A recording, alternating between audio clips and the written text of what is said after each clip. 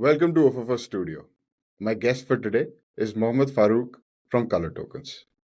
Color Tokens provide zero trust protection across distributed networks, users, and workloads. Was that correct? Absolutely. Really? So Farook is the Chief Information Security Officer over there. He's got a great, rich background in design as well, I think. Yes. Yeah. Product management. Product management. Okay, all right. And so today let me ask you about how the role of a CISO has evolved over the years. Let's start with that. Well, there was a time when CISOs were more considered to be dealing with just the security aspects of IT. Right. So, cybersecurity as such was considered an IT issue. Yeah. Right. Yeah. Back in those days. Yeah. Now it has taken more of a strategic role. Right. You're more answerable to the C-level. Okay. There are cases wherein you have to present to the board of directors. Yeah. So that role has more visibility now. Mm-hmm. That is one thing. Mm-hmm. And CISOs, I think, are increasingly involved in critical decision making as well. Absolutely, right? yeah. Because they're not limited to the technical aspects of the managing their IT infrastructure, but rather they play a pivotal role as far as the business goes, the business objectives goals. And increasingly the CISOs align their roadmaps with the objectives of the organization. Right. So the role is far more I would say widely encompassing. Not limited just to the technology aspects. Right. Beyond that, I think CISOs are now increasingly customer facing as well. Right. Given the fact that there are these customers who would want to talk to the CISOs before they engage an organization for the solution or whatsoever. True. Every company has their own due diligence process, right? And CISOs actually pitch in there, right? I mean, they respond to such due diligence questionnaires for the customers, get into discussions with them, try to give them the comfort level that what processes that they follow within the organization, especially around the SDLC and things like that. Those are in place, right? So and more importantly, from a compliance point of view, also, right? So increasingly, the requirements in terms of regulatory requirements, various compliances, are now talking of the privacy aspects. Even those, they sort of invariably fall under on the under the ambit of CISOs, right? Absolutely. So a lot of organizations, CISOs double up as DPOs. Absolutely. But I mean, for smaller organizations, they do not have the option of having a dedicated DPO or so a CISO lands up, performing these roles as well. Exactly. Yeah. All right. So, I mean, but initially, how different was it? This is how it is right now. Yeah, it was more, as I said, it was more of an IT internally facing to the organization, right? So you would design the controls, security controls, and you would sort of run with those operations. Only the tech aspect of it. The tech aspects of it, right? Now, with those high-profile data breaches and all of those things, right? There's a requirement that the CISOs keep the C-level abreast with the latest trends, reports, right? We have well-defined criteria or KPIs, which are reported to the management, on a regular basis. Right? So, this is the paradigm shift that has happened over the last few years, especially after those high-profile attacks that took place during pandemic and post-pandemic. So, I mean, yes, there is this lot of visibility that is created for this role. So, I mean, I understand that you have to keep the C-level execs and also your customers updated on whatever's the latest in the industry? How do you keep yourself updated? Well, one, of course, I mean, it's no brainer that we subscribe to n number of Journals. journals, syndicated studies, Right. and then one platform is, of course, when we meet CISOs in certain events and things like that. So a lot of this exchange of ideas happens, Right. and then we actually land up discussing issues that we face in our own environments, right? Right. So, So are there any common issues that get frequently spoken about, at least right now around this time? yes, I mean, the talk typically is around two areas, right? I mean, the hardcore areas like your ransomware attacks, your phishing, how they've been sort of increasing by the day. Yeah. And then the interest in the new emerging technologies. Yeah. Right. So that is where people are actually I mean, we have discussions around that. Yeah.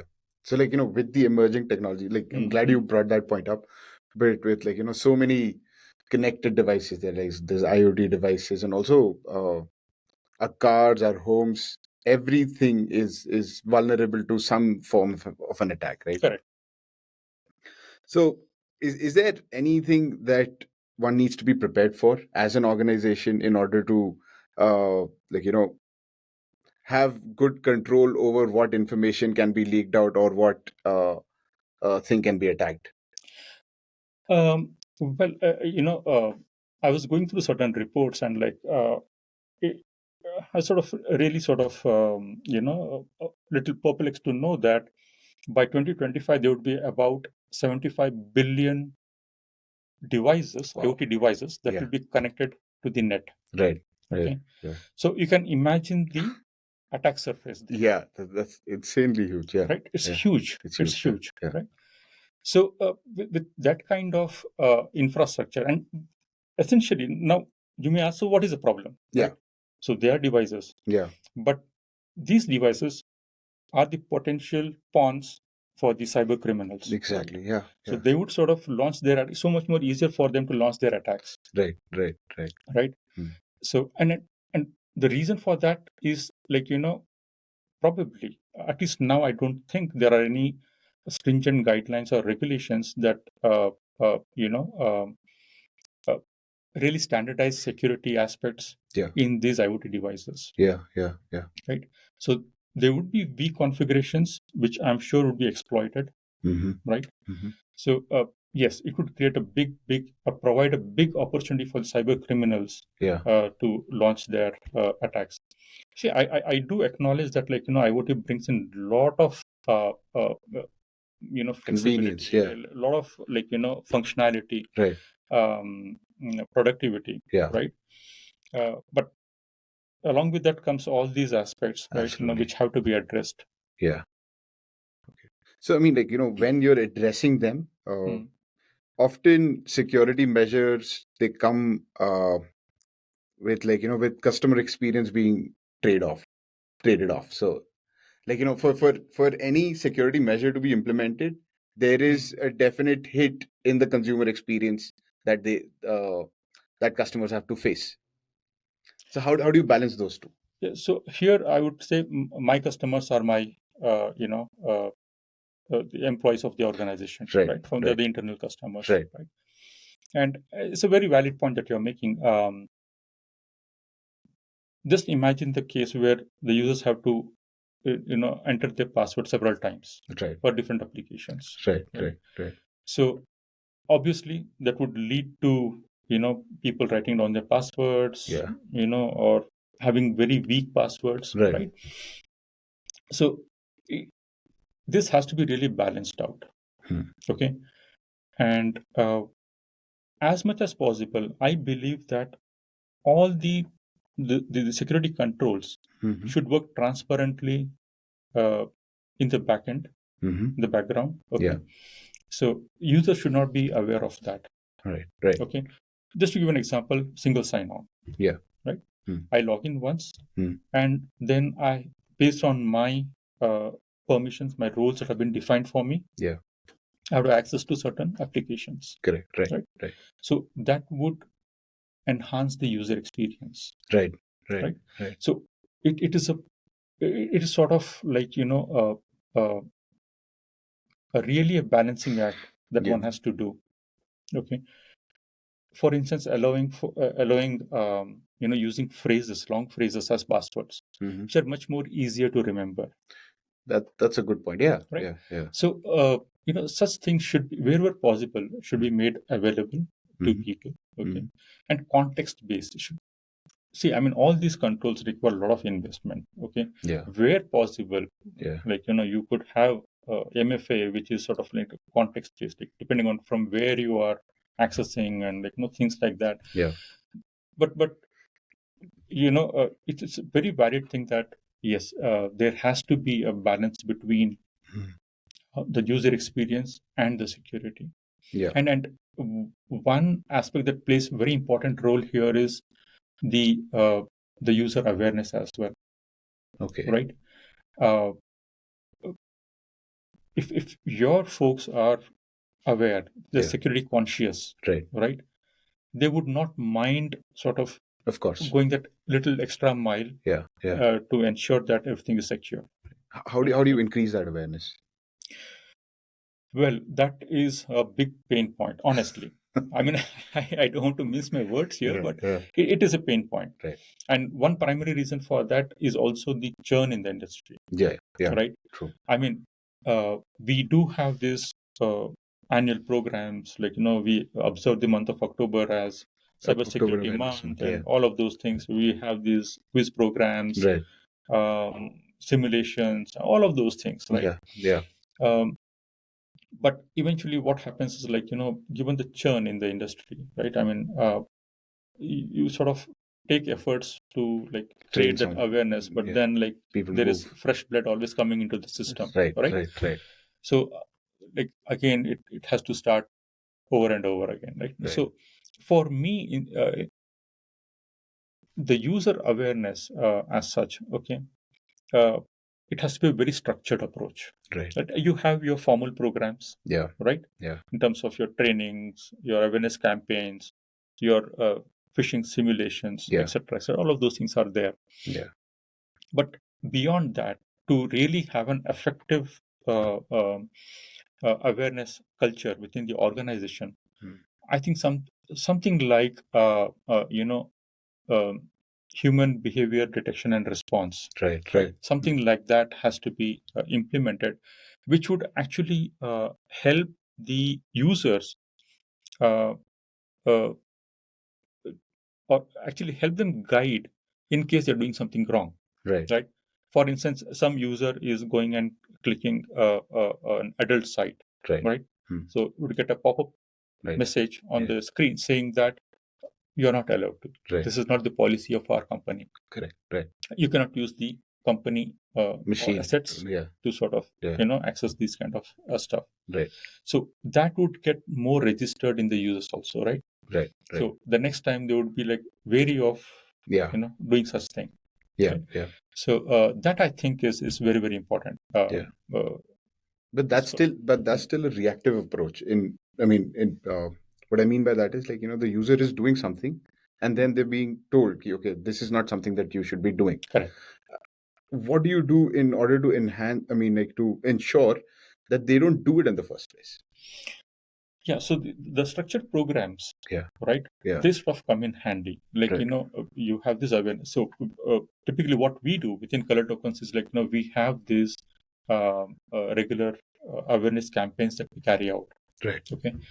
Now, but as I said, right, I mean, it's not possible to, execute these programs at a high frequency. Absolutely. Yeah. Right. Yeah. This warrant a lot of investment in terms of time, money, resources, right? True. I mean, so it is at a specific periodicity, a specific frequency, right?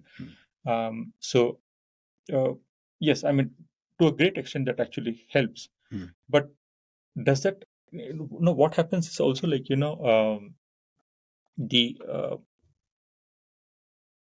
these awareness programs are more treated like your compliance requirements. Right. Tick, tick, tick. Correct. Right. Right. Auditor aega. I mean, the auditor comes, he's going to ask. Yeah, so that's we how have it to be is. ready with that. That's right. Right. How much of it is really making impact on the ground? Yeah. Is anyone's guess. Absolutely. Right? Yeah. So the solution that I'm looking towards in terms of creating awareness is human behavior detection and response. Right? Can you elaborate on that a bit, because this is something new? So basically, like typically in the technology world, right, what happens is if there is any anomaly in the network, right, there is a reference to the network, right? Right. So what ports, protocols are being used, what is the traffic patterns, etc., etc. Yeah. Right? If there's any deviation, any anomaly, then that sort of gets Flagged. Right. Similarly, like here, like the normal is people accessing normal business sites, etc., etc. Got it. Yeah. And but if there is any deviation from that, right? So the system is able to detect. Right. This is not our standard. Right. So it is policy driven. Yeah. So this is not our standard, and if there is any attempt to do so, then there is this sort of an immediate response to it. Yeah. Right. Which actually, in my opinion, actually is a better learning. Right. Okay. In terms of retention also. Absolutely. Yeah. So you remember. Yeah. Otherwise, like I know, like even in my previous organization, so like we have this mandatory training programs, right, for security, right, and people only do is next, and exactly, and your certificate is generated. Yes. Yeah. So instead of that, this is sort of more context based, right, which will have more impact. On the ground. It's experiential. Yes, absolutely. So, can you elaborate on what zero trust is as a concept? Well, it is one of the the emerging technologies. Okay, it has been for some time now around, but zero trust works on the principle of you don't assume trust by default. Right. On the contrary, like you're continuously monitoring for authentication and authorization of devices and users, irrespective of from where they are. Right. Internal, external, whatever it is. So at no point in time you're giving them that permission, trust, trust, token of trust as such. Right. Every transaction has to qualify. Right. So that is the whole concept of zero trust. Got it. So micro-segmentation and zero trust sort of go hand in hand, right? What was micro-segmentation? So micro-segmentation is like you essentially your network is segmented into more manageable chunks, wherein you're able to isolate and protect your crown jewels. When I say your crown jewels, your most critical servers, your data, your your company, your most critical assets, essentially. Right. So you micro segment so that and what are we trying to achieve here is prevent the lateral movement. So in case there is your environment is compromised, the attackers, they're compromised certain system, but it's not easy for them to move from one system to another system. You can stop them at one segment. Yes. Yeah. Okay. So so given the the increase of cases related to ransomware, or any of these APTs, right? This comes in really, really handy. Right. So, yeah. Makes sense. Let's switch gears now, Farook. What was your first job? Well, when I joined Motorola. Okay, and I was into quality. Okay. Back in those days, Motorola was manufacturing the pagers. Oh, okay. Right. Are we talking about the 90s right now? Talking of late 90s. Late 90s, okay. Yeah. So I was into the quality function of Motorola. But I was sort of technically inclined a lot. So I switched gears there after 3 years into the quality function. Yeah. More into the IT side. Got it. So managing the Oracle financials, their applications, and like the network, etc., etc. Yeah. Yeah. From that point is what my technical career started, and subsequently I was associated with Ernst and Young. Okay. So I was into consulting. So and ever since, I've been into consulting for a very long time, right? So it is only now, the last 3-4 years or so, is that I have sort of come on this side of the table. Okay. Otherwise, I was always customer facing, right? Trying to solve their security problems. Okay.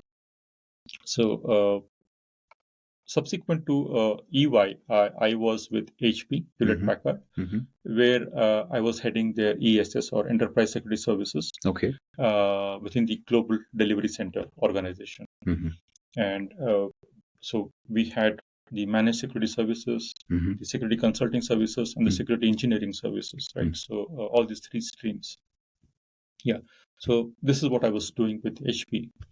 And I switched gears when I joined Nokia, wherein I got into more of telecom security. Got it. The 3Gs, 4Gs, 5Gs. So the security aspects of those. Yeah. I was into the services product design. We were offering a lot of these security services to the large operators across the globe. Okay. And I was the product manager for all these various services that we are offering to the customers. Yeah. Yeah. And then subsequently I moved to Color Tokens as a CISO. But that's still a jump from working with big giants. Yes. To working with a smaller company. Yes. In fact, this is only the first startup that I have been associated with. Otherwise, always worked with large corporations, right. where everything is sort of defined for you. Yeah. And the challenge here is that you have to define everything. Exactly. Right? Yeah. So that way it is more challenging, more satisfying, I would say. Yeah. But why did you make the shift? I mean, was it? I wanted to. Okay. Somehow I felt like one, of course, your priorities in life also change, right? I mean, I was sick and tired of travel as well. So being in the consulting and literally there were times when we were sort of literally living out of a suitcase. Yeah. Okay. So I thought, I need to take, and explore this aspect also, right? I mean, this is, of course, and implementing something. Right. So you are actually creating something, watch it grow. Yeah. Right. Yeah. And it's very rewarding feeling. Yes, absolutely. Very rewarding feeling. Yeah. Is there anything else on the roadmap for you as a person and for Color Tokens as a company? There are quite a few strategic initiatives that Color Tokens has embarked onto. Okay. One that of achieving FedRAMP authorization. What does that mean? So basically, FedRAMP is an authorization program for the federal agencies in the US. Okay. So any federal agency back in US who wants to use our solution, okay, we have to go through an authorization process. Okay? Yeah. There's a formal process when we have to really implement certain controls, and ensure that those controls are operating consistently on an ongoing basis. Okay.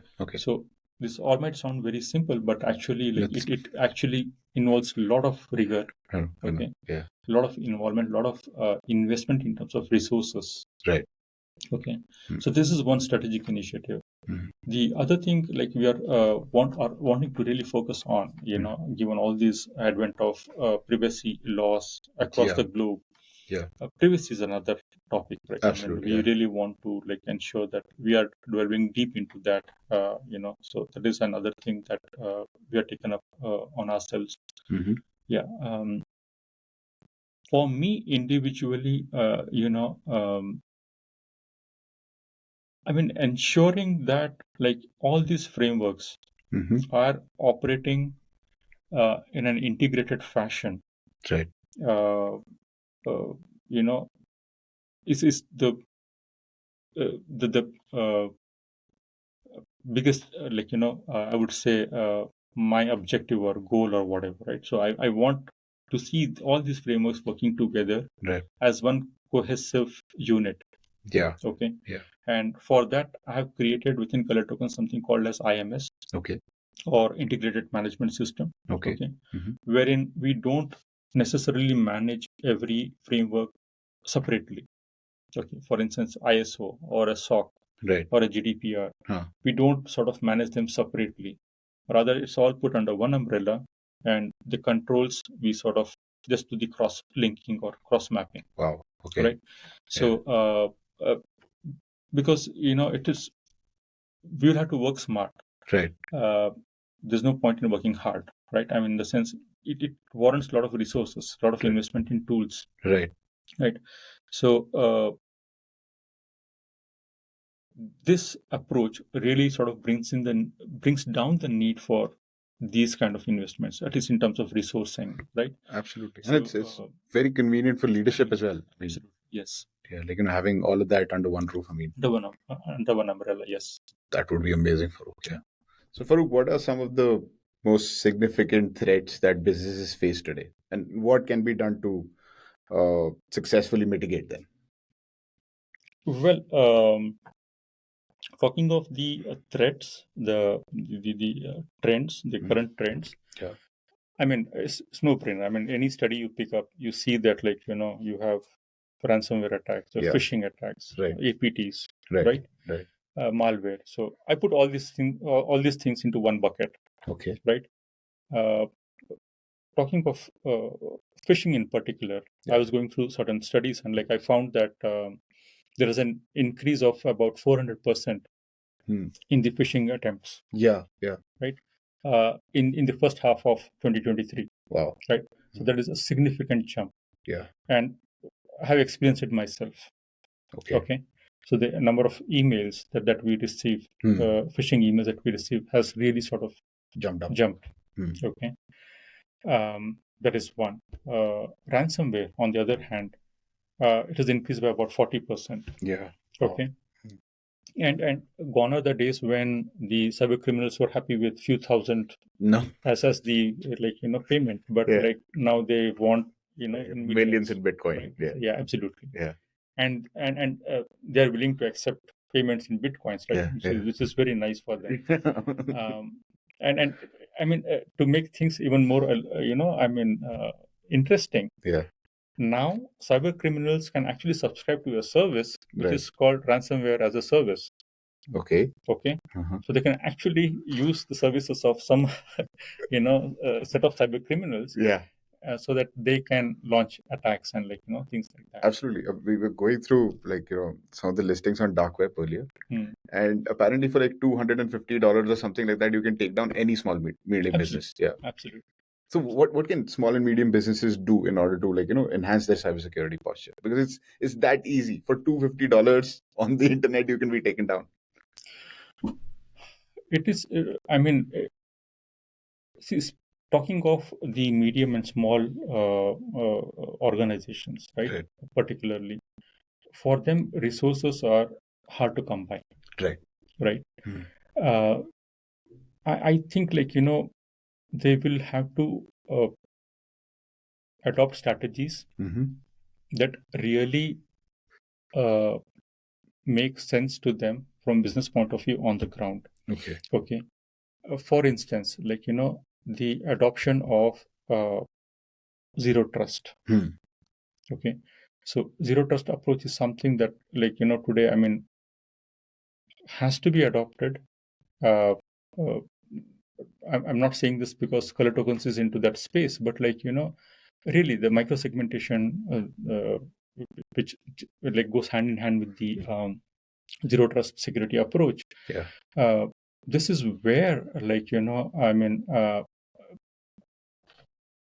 the organizations can ensure that their crown jewels, their assets, which is their bread and butter, right. Is protected. Right. Okay. That is one thing. The second thing I lay a lot of emphasis on user awareness, because people are the weakest link. Yeah. Right. Yeah. I know of many cases wherein information on the public domain, what we usually refer to as the OSINT use cases, right? That information has been used to, penetrate the networks of organizations. Yeah. Right? So we have.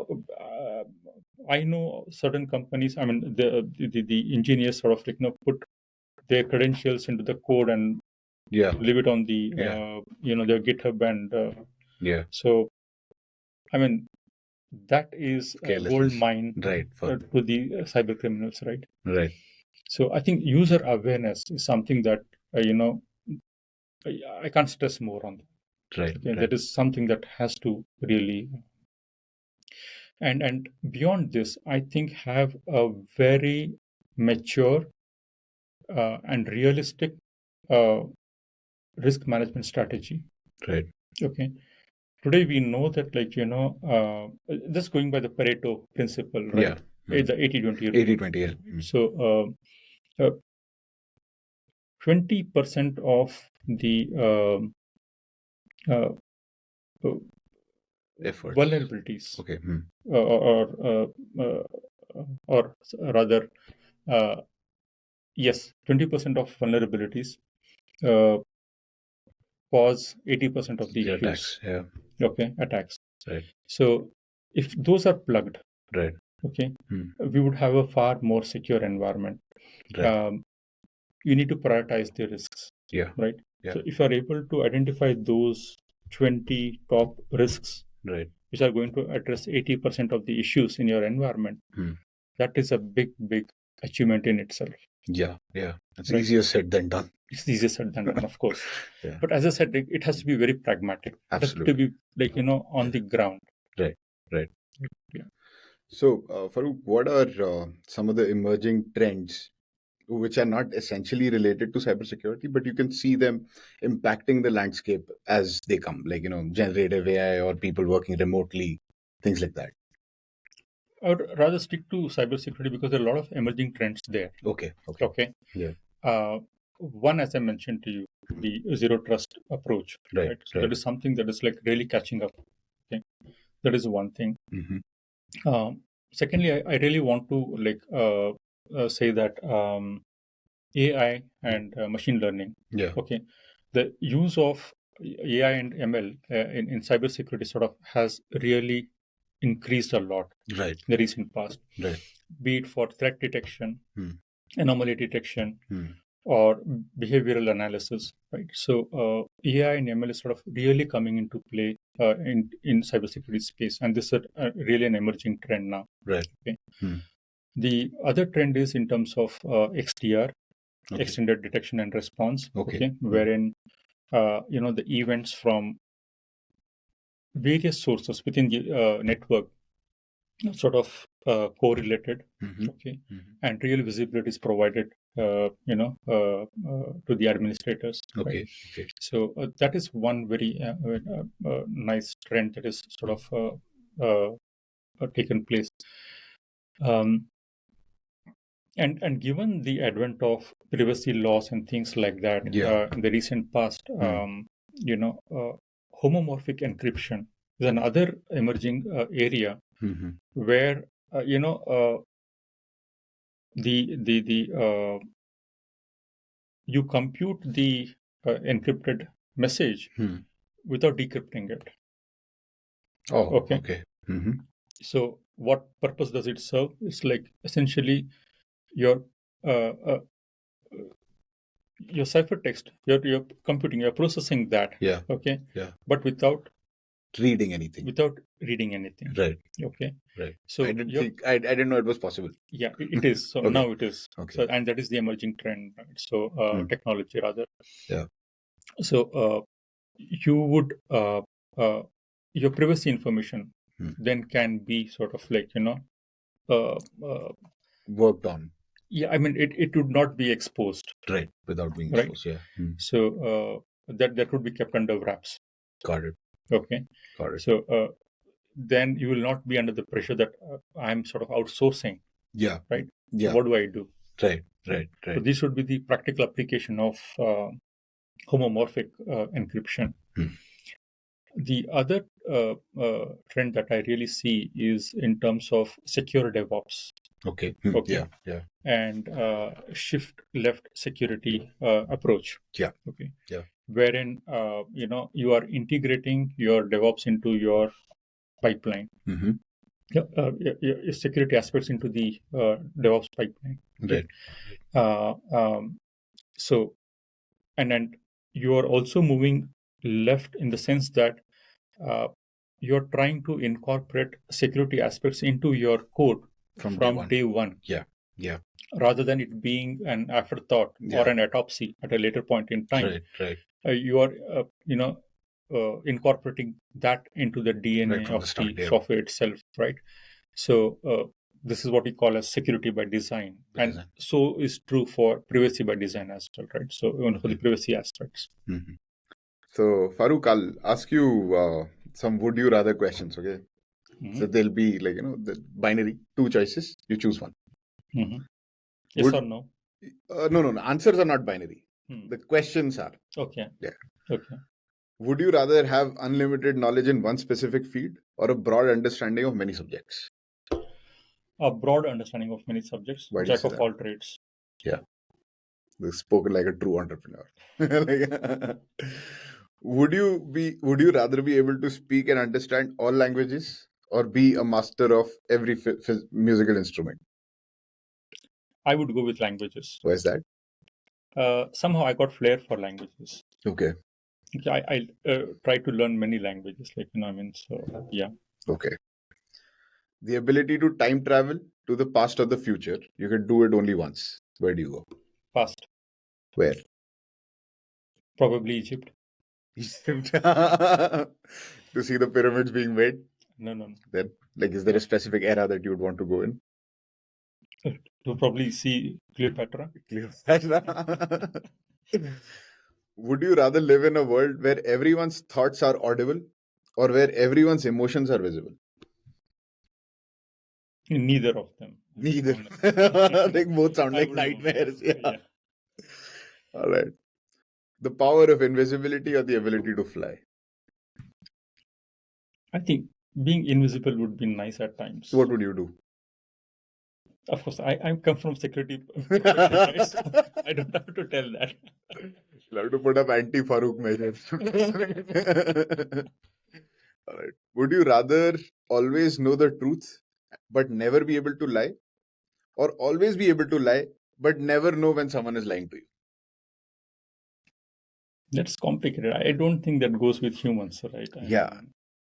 But if you had to choose, that would be a hard decision to make. Yeah, I know. Yeah. Would you rather live in a constantly changing and unpredictable world, or a world with perfect stability and predictability? The first one. The first one. That's how it is. Absolutely, Yeah, yes. yeah, true. Would you rather have the power to heal any physical injury or the ability to heal emotional wounds? I think emotional wounds are far more important. Right. Yeah, physical injuries, they can be treated. Would you rather have the power to control the elements, which earth, water, fire, etc., or ability to communicate with animals?